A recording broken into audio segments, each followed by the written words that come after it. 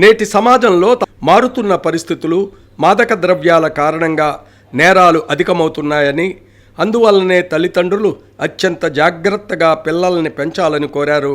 Rajahmundry Kotipalli bus stand 2 town police station వద్ద సుమారు 87,45,000తో నిర్మాణం చేస్తున్న ప్రభుత్వ బాలుర పరిశీలనా గృహానికి బుధవారం భూమి పూజ నిర్వహించి కొబ్బరికాయ కొట్టిన అనంతరం శంకుస్థాపన శిలాఫలకాన్ని ఆవిష్కరించారు.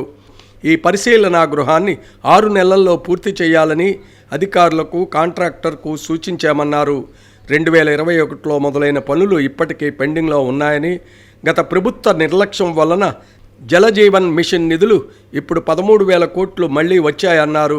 గతంలో 27,000 కోట్లలో 4,000 కోట్లు మాత్రమే ఉపయోగించి మిగతాది వదిలేశారని, ఇంటింటికి ఉచిత నీరు ఇవ్వాలన్న లక్ష్యం విఫలమైందన్నారు.